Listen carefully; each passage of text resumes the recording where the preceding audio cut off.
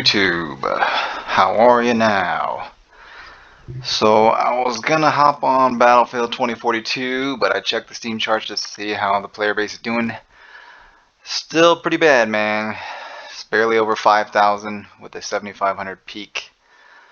Whereas at the beginning of Season 1 it got up to like 15,000, so it's dropping off pretty hard.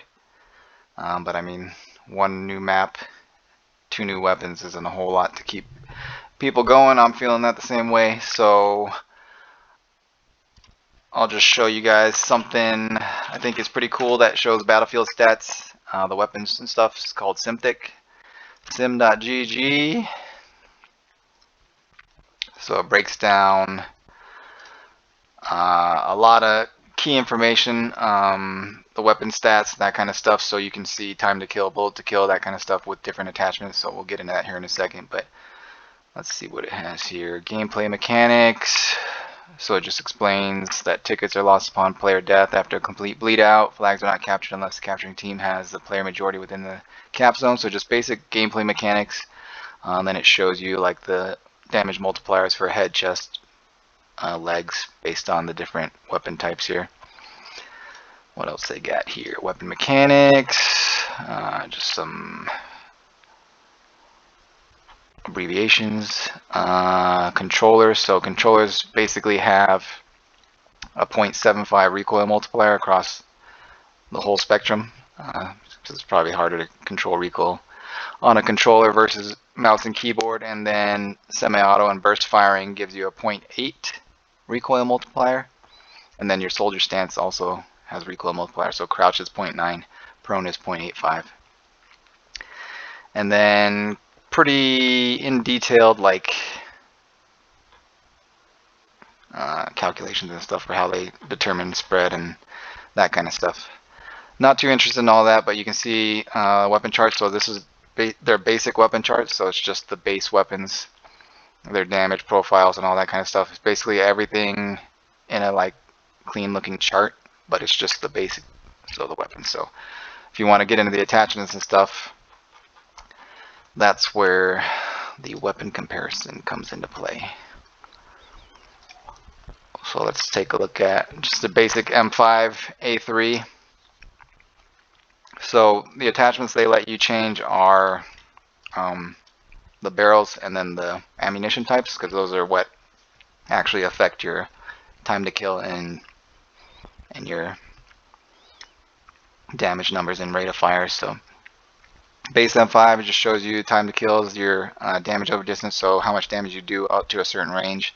So it's like 22 out to, that looks like 30 meters or something like that. And then it drops down to 18, and then it drops down to 14 like at 75 meters. So then you put some attachments on here, so close combat. And then if you want to see how it actually affects it, so kind of hard to see when it changes the chart, but this is like the default, and then this is the close combat. So you're getting faster time to kill up close, and then slightly less time to kill at range, but overall I think it's better because M5 is better up close. But that's just how you could test all the different ammo types. So armor piercing, worse in every category, high power, not as good up close but better at range, but then you also only get like what, 20 rounds versus 36, so you have to take that into account as well. But definitely a better long range option.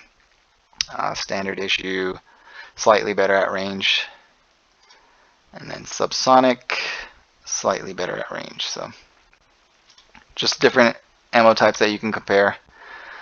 And then you got all your barrel types here. So you got suppressors, you got your brakes, shortened barrel if they have it, shortened barrel, extended barrel, that kind of stuff. So shortened barrel speeds up your rate of fire, which lowers your time to kill there. So let's compare the different barrel types here, make it the same ammo type, and then compare the barrel types. So extended barrel will default slightly slower at all ranges, extended barrel. So yeah, it just slows down the rate of fire, so your time to kill is just going to be worse in general, but it also improves your bullet velocity, so it's easier to hit targets, but you're shooting slower, so your time to kill is going to drop off here. And let's see some of the suppressors. Let's take a look at some of the suppressors here. So they did change how the suppressors behave with the preseason 1 update, and I believe these stats take those into account. So they don't have season 1 values, so they don't have the new BSVM ASVAL gun or the crossbow, but everything else is pretty much up to date, I believe, because the suppressors behave differently. So these are the 2 normal suppressors, but you can see here that the 6KU suppressor actually hurts your damage more than the wrap suppressor does, whereas before they were pretty much the same, just different looking. So the wrapped has a better time to kill, so it's the same up close, but then it's better at range, so it affects your time to kill at the range there. And then what else we got? Oh, those are the only 2 suppressors, but they also have suppressors for different, like the heavy suppressors for other guns, so we'll take a look at that here in a second. So let's see. So shortened barrel is the fastest. Wrap suppressor is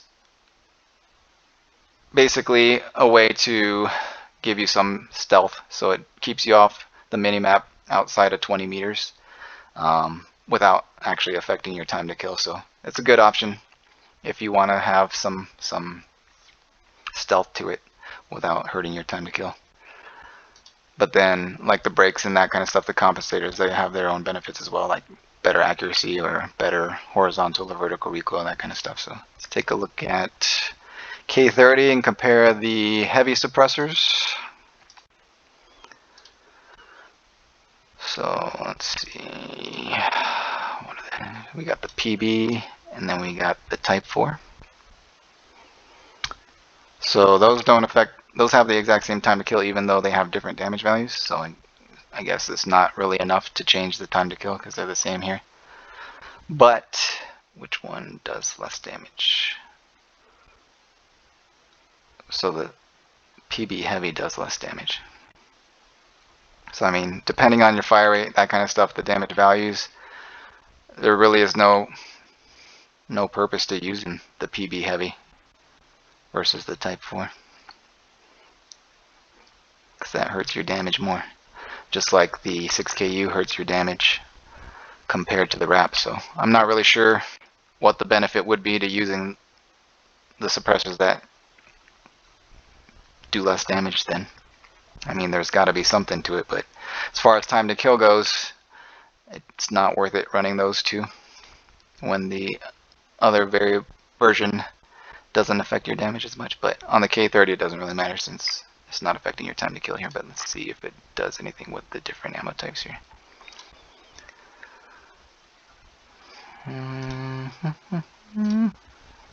So yeah, no change on the drum.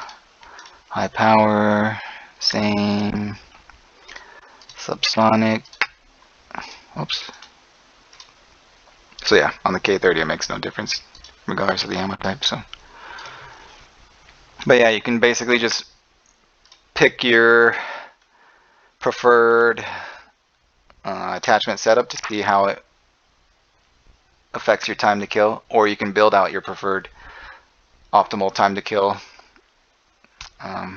kit by looking at all these and just messing around with the different attachments, so different attachment combinations. So we got, well, let's compare that to the wrap suppressor. So yeah, the wrap suppressor is faster at all ranges, but it doesn't give you full minimap stealth, whereas the heavy does. So it's about, what, 50 millisecond difference at every range. So, and then what else? I don't think the compensators make any difference either. So yeah, so the wrap suppressor doesn't really make any changes to your time to kill. But 6KU does show. Wait a second here. But it showed no difference. Oh, okay. Maybe I missed something with the standard issue versus the default. Oh, okay, so the default, it doesn't make a difference, but the 6KU it does.